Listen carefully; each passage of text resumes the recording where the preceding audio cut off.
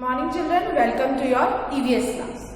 Okay children, we care for them. As we discuss this chapter, the new topic is caring for the sick. So what do you mean by caring for the sick? People who are suffering from some disease or they meet with some accident, due to that they are bedridden, that people are called sick.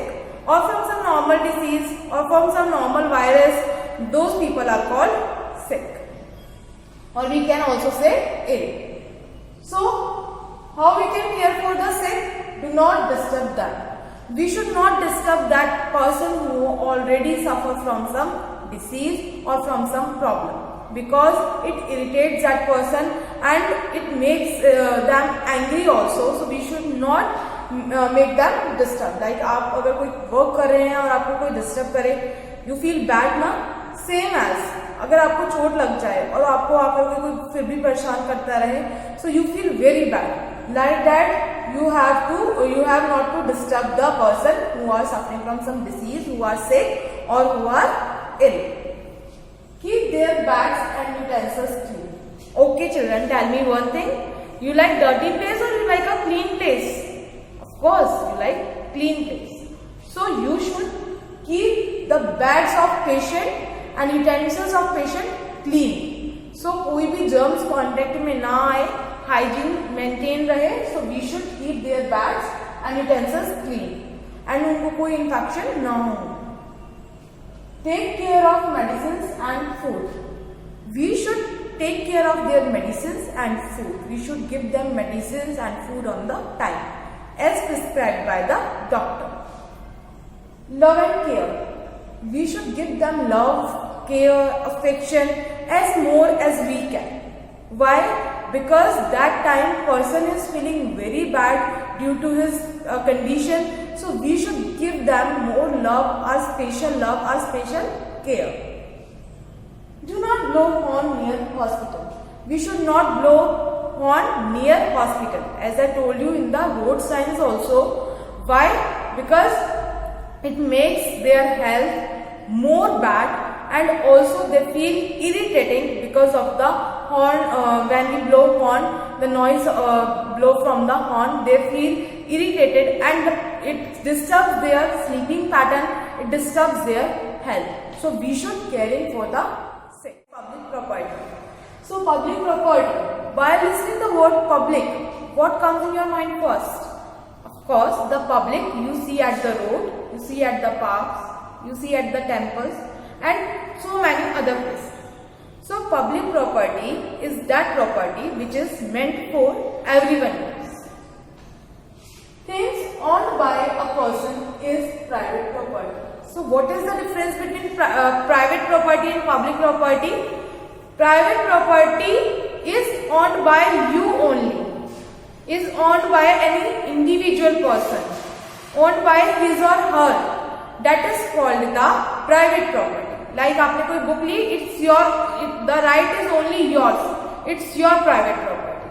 But कोई भी यहाँ पर chair है आपके school में, कोई भी desk है, that is meant for everyone use. So that is the public property. और आप कहीं भी travel कर रहे हैं, if you are traveling in the bus or if you are traveling in the train, वहाँ पर कोई भी सीट है, वहाँ पर किसी को भी बैठने का right है. So that is meant for the public use, for everyone use. That is called the public property. So things owned by a person is private property. Private property means the things the person is paying a specific amount to make that property his or her. That's why it is called the private property. Things like buses, trains, parks are public property. As I told you, some things like park, trains, and also buses, these are the public properties. You know why these are the public properties? Because anyone can use them at any time. So, हमें कोई रोक नहीं सकता कि आप यहाँ पर नहीं बैठ सकते, ये हमारी सीट है. No. Because आपने उसको परचेज नहीं करा है. You are only paying taxes, but you are not the owner of that property. That's why it is called the public property. It is meant for everyone use. Maintained by Public Works Department, PWD. It is maintained by Which one? Which agency? Public Works Department, PWD. PWD is the agency which maintains the public places like parks, like temples and so many other public places is maintained by roads that comes under the construction because of public when public work department gives the permission. So it is the work of PWD to take care of the public property, to maintain the public property. Public pays taxes to maintain that property that is maintained by Public Works Department, no doubt. But how the money comes from? The money is the part of the taxes which is paid by the public. So children, monuments. Monuments are also public property. You know why? Because any person can visit any monument whenever they want. So what are monuments? Historical buildings. Monuments are called historical buildings because these are built to make some special person remind, or some special event remind, or some special place remind. Forts, temples, palaces. Fort, temples, palaces are some of the monuments, or we can say are the examples of some monuments like Taj Mahal, like Red Fort, Qutub Minar. These all are monuments. Archaeological Survey of India. What is Archaeological Survey of India? ASI. It is maintain these monuments. It is the duty of Archaeological Survey of India to maintain the monuments, to take care of monuments. We should never write names on the walls, as it is our duty also to maintain the monuments. Why? Because it is the part of our country's cultural heritage.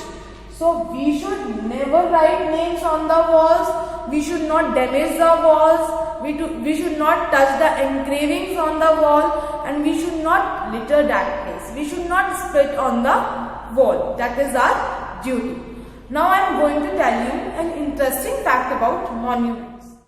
Charminar is the signature for the Hyderabad city, just like Taj Mahal in the Agra. And also one more interesting fact, Qutub Minar is the tallest minaret in the country, located in Delhi.